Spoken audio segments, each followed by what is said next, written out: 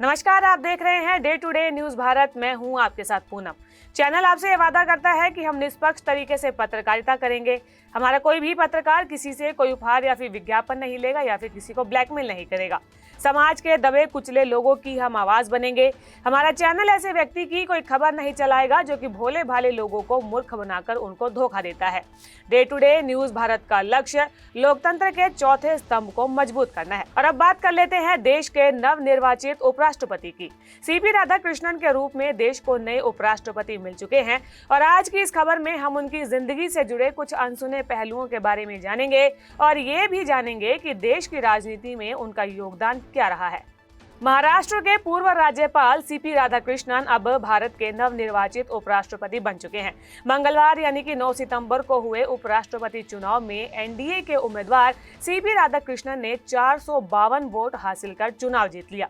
CP Radhakrishnan का पूरा नाम चंद्रपुरम पोनुस्वामी राधाकृष्णन है, जो कि मूल रूप से भारत के साउथ में मौजूद राज्य तमिलनाडु से संबंध रखते हैं। इनके पास 5 दशक से ज्यादा समय का लंबा राजनीतिक अनुभव है। 20 अक्टूबर 1957 को तमिलनाडु के तिरुपुर में जन्मे सीपी राधाकृष्णन का नाम उनकी मां ने भारत के पूर्व राष्ट्रपति डॉक्टर सर्वपल्ली राधाकृष्णन के नाम पर रखा।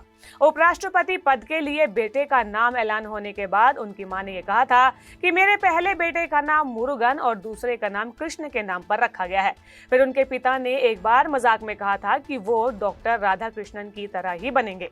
नवनिर्वाचित उपराष्ट्रपति सीपी राधाकृष्णन का परिवार 25 सालों से ज्यादा समय से राजनीति में सक्रिय है। चाचा सीके कुप्पुस्वामी भी कांग्रेस पार्टी के 3 कार्यकाल के लिए सांसद चुने गए थे। उनका परिवार 25 सालों से ज्यादा समय से राजनीति में सक्रिय भूमिका में है। बात अगर सीपी राधाकृष्णन की करें तो वे साल 1974 में जनसंघ के राज्य कार्यकारिणी सदस्य के तौर पर चुने गए। उसके बाद उन्होंने साल 1998 में कोयम्बटूर से लोकसभा का चुनाव जीता, सांसद बने।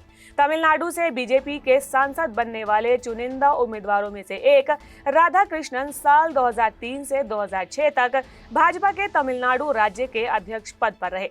70 के दशक में आरएसएस के स्वयं सेवक के तौर पर सक्रिय राजनीति में शामिल हुए।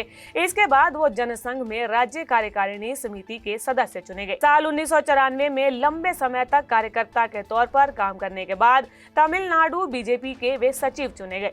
इसके बाद साल 1998 और 1999 में वे तमिलनाडु के कोयम्बटूर लोकसभा क्षेत्र से 2 बार सांसद निर्वाचित हुए।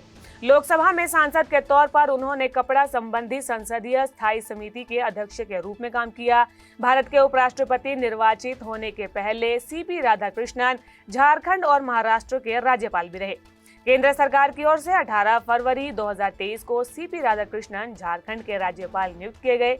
उन्होंने 30 जुलाई 2024 तक करीब 1.5 साल तक झारखंड के राज्यपाल का कार्यभार संभाला। इसके बाद महाराष्ट्र के राज्यपाल नियुक्त हुए।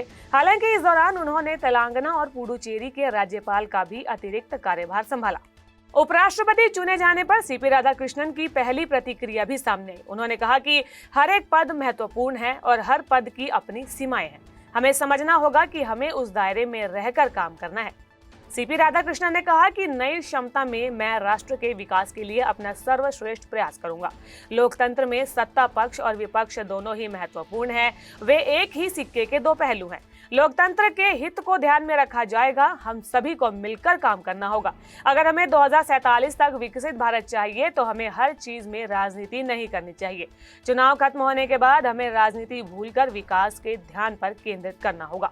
दिखाई गई ये खबर आपको कैसी लगी, हमें कमेंट कर जरूर बताएं और ऐसे ही कुछ अन्य खबरों के बारे में जानने के लिए day to day news Bharat को लाइक, शेयर और सब्सक्राइब करना बिल्कुल भी ना भूलें। नमस्कार।